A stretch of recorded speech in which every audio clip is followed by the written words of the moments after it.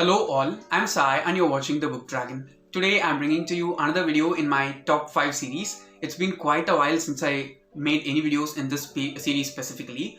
I do have 4 to 5 videos already which are grouped together as a playlist. I'll link that up in the iCard and down in the description so that you can check it out if you're interested. In today's video I'm bringing to you my top 5 favorite protagonists from the various series that I've read. All the protagonists that I've chosen are from series that are either finished or all the books in the series have been published and I've read them so far. So without any further ado, let's get into the 5 protagonists right now. I'm going to count down from number 5 to number 1. So at number 5 we have Tessa Gray from the Infernal Devices trilogy. If you didn't know, Clockwork Princess, which is the last book in the Infernal Devices trilogy, was my most favorite fiction read from 2020, and one of the main reasons for this series being, or this book in specific being, my most favorite of last year is this main character who's Tessa Gray. I'll not reveal anything about the story, okay? I'm going to try and be as much spoiler free as possible because this character is someone who's so sweet yet so powerful, okay? I should say that of all the books that I've read so far in my life, I've not read a character as sweet as Tessa and as much powerful as she is. We can say that her power is kind of versatile. That is, she can do almost everything in the world with the single power that she has. I'm not going to reveal what the power is. It'll be revealed when you read the series itself. It's not revealed in the third book, it's revealed in the first book itself, in like within the first 100 or 150 pages of the book, and it's really good. All the things that Tessa is put through emotionally as well as physically are so strong in every way, if you ask me. But the way in which she handles them and the way in which she carries herself forward for the time in which the story has been crafted by the author is very excellent. And also, we cannot say that Tessa goes outside of a character anywhere throughout the story, because what we see as a character in Tessa in the first book is the same when we see her towards the climax of the series also, because nothing about her changes into something bad. Also, of all the Shadowhunters characters that I've read so far in the series that I've read, I have not seen any character like Tessa, because she is the one who's completely goodness, okay? I cannot even remember one thing that Tessa did wrong, or which any decision that she took putting herself forward. Usually I do like characters who put themselves in the front and then think about the other things, mainly because I do think that in order to help other people, you need to be nice and good first. If you're not good yourself, that is, if you don't feel good yourself, and if you're not proper healthy or something which makes you feel good, you cannot help others in any way. And I think that this character was not at all someone like that. She is a character who can give her life for others, but I didn't see her doing that in any place, yet I liked her a lot. One of the main reasons for liking her is because though she had that much power, she knew how to be humble with that power and how to use that in the perfect way possible. Also, I'm sure that after reading the epilogue of this book, which is Clockwork Princess, I'm sure that there cannot be anyone in this world who say that they don't like Tessa, because the decision that she makes in the last few chapters as well as in the epilogue of this book, they are just so excellent. Just go forward and read this, because all the characters in this one are great, especially the love triangle. And I should say that of the love triangle, she's not my most favorite. Jem is my most favorite, but after him, she's the best, because she just brings everything together and holds the story together for being the protagonist she is. At number 4, we have our beloved boy wizard, and I'm talking about Harry from Harry Potter. What can I even say about the Harry Potter series, right? I'm sure that most people have read it, or if you have not, please do go forward and read it, because you can be any years old, okay? You can be in any age range. I'm sure that there will be something in Harry Potter that you can take away. There are multiple things that are going on with J.K. Rowling around the internet nowadays, but I do think that we have to separate the art and artist always. And in that form, Harry Potter is one of those things which will definitely influence anyone's life who reads it. One of the main reasons why I like Harry is because he represents a lot of things for the age in which he is portrayed, okay?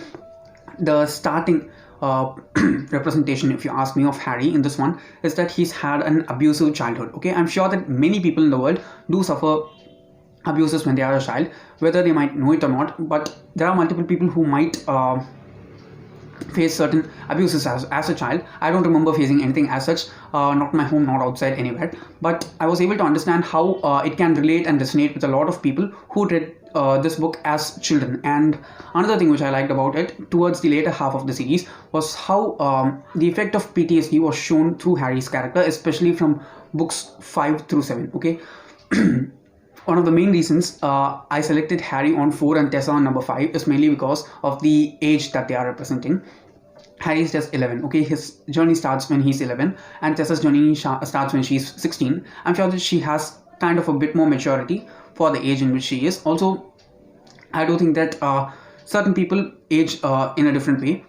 For the way in which Harry developed in his story, it was very, very, very good to see, because we can easily see his maturity from while he was 11, from while he is 17 towards the end, and it just made me like Harry in many instances. Though he's not my most favorite from the Harry Potter series, my most favorite from the series are Dumbledore and Hermione, obviously, but I do think that he has all the worth for being the protagonist, and he did a lot of things for many people, and I'm sure that many people can relate with various aspects of Harry as a character. At number 3, we have Nikolai Lanzov from the Grishaverse series by Leigh Bardugo. One of the main things which I like about Nikolai is his sense of humor, okay? He's a character who's been through a lot, okay? His life has never been happy, if you ask me, while I've read the books so far. Especially in this one, it's the darkest time in his life, if you ask me, hands down. And the way in which he handles all those things, okay, actually darkness is a part of him actually in this one, and how he handles all those stuff despite all the struggles that he's put through, it's very, very, very motivational to read in many, many instances, if you ask me. We might I'm sure that everyone of us might have seen people like Nikolai. I'm not saying kings or princes, but I'm just saying that characters like him who have been through a lot, but they do not give up to make other people smile, or to put a smile on others' face by anything that they can do, even the smallest way. He's one of such characters. Actually, Nikolai doesn't occur in all the books in the entire Grishaverse series. He occurs for first time in the second book in the Shadow and Bone trilogy, which is Siege and Storm, and after that he's there in Ruin and Rising, which is the last book also. But the things that happened to him during the ending of the third book itself are very, very, very bad. After that, he makes another appearance in the Six of Crows duology in Crooked Kingdom alone. There are only like a little bit of scenes in which Nikolai comes, but he just makes his mark always when he comes into a scene. After that, we get King of Scars. But I should say that in King of Scars, his book or his duology, he was not concentrated that much. I don't think the author made that much effort to portray the things that Nikolai was put through in this one, because he's one of those sassiest characters which I've ever read, and he's one of my favorites for that. That is the amount of sass and sarcasm that this guy has. It's just so too much, and for a king or prince having that amount of sass, it's way too much, if you ask me. And the way in which he handles politics and handles people, and how he handles some of his disabilities, those are just perfect things, if you ask me. He is also a representation of he also has a representation of PTSD in many instances throughout the series, and that's one of the main reasons why I like Nikolai Lanzov. At number 2, we don't have a single character but 6 characters. I'm talking about all the 6 crows from the Six of Crows duology, and this is the second book, Crooked Kingdom, also by Leigh Bardugo. Now, all these 6 characters are Kaz, Inej, Nina, Matthias, Jasper, and Wylan. There are 6 main characters, and all of the 6 voices are so different, and each and every character is different from the other in many ways, if you ask me. That's one of the main reasons why I like the series as a whole itself. I'm not that much able to put one character above the other, because all the 6 characters have like an equal amount of importance throughout the 2 books. We don't get one point of view in the first book, but we do get all the 6 points of view in the second one, and towards the end also it's really perfect in many ways, if you ask me. One of the main things which I like about this duology and the characters in this duology is that we get to know a lot more about the backstory of the 6 main characters. Usually giving out the backstory of 1 or 2 characters itself is a bit tough, and it'll sometimes make the reader get bored. But I should say that Leigh Bardugo did a great job in this duology. She gives us the backstory of all the 6 main characters in clear detail. Okay, we'll be able to picture how what a life these 6 characters have lived through, and they are surviving all those things, and we'll be able to empathize with them in many ways.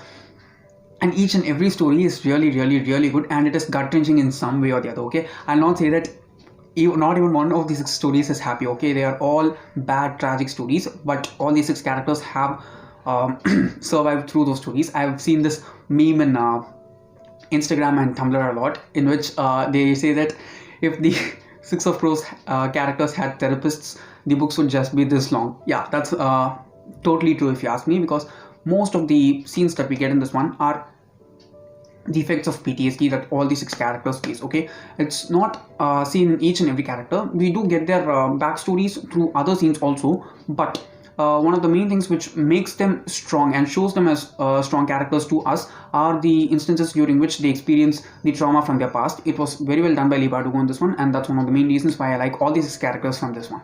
Finally, at number one, my most favorite protagonist of all time until now is one I'm sure that she's a very strong character, and many people out there just love this character. I'm talking about Daenerys Targaryen, the Mother of Dragons from A Song of Ice and Fire or the Game of Thrones series. Okay, I'm a person who watched the TV show first and then went to the books. I should say that I loved Daenerys from the series. I loved her even more in these books because she's the only character who has motivated me to such a great extent. Okay, it's not like anything that have happened to her have the probability or possibility to happen in my life, but the pressure that she's put into mentally, okay, physically also she's put through a lot of things, but the things that she undergoes mentally from being a child to becoming the queen or ruler that she is so enormous. But the way in which she handles all those stuff and how she has an outlet for every emotion that she has, it is very beautiful in every way. I loved watching it in the show, and I loved reading it in the books even more. I should say that ironically, the fourth book in the series, which is Feast for Crows, is the only book of the five that are out now in which Daenerys doesn't have a point of view, and I did like that book a lot more. But I'm sure that if she had had a point of view in that one, it would have been even better, because this is one of the strongest characters that I've ever read. Okay, I'm sure that there are many fans as well as many haters for Daenerys Targaryen, but I'm like a strong fan. I can even tell all her titles, but I'm not going to do that in this video because it's probably longer than I expected already. And I'm sure that this is one of those characters which has motivated me a lot and shown strength in various facets of life, if you ask me, and that's one of the main reasons why she is number one in my list. Okay guys, these are the top 5 favorite protagonists of mine, and do let me know your top 5 favorite protagonists in the comments below. I'd like to know them a lot. And that's it for today. If you did enjoy watching today's video, don't forget to give it a thumbs up and also share it to your friends. If you want to get more content from me, do subscribe to the channel because I publish new videos every Sunday, Tuesday, Thursday and Saturday. Thanks for watching and have a great rest of your day.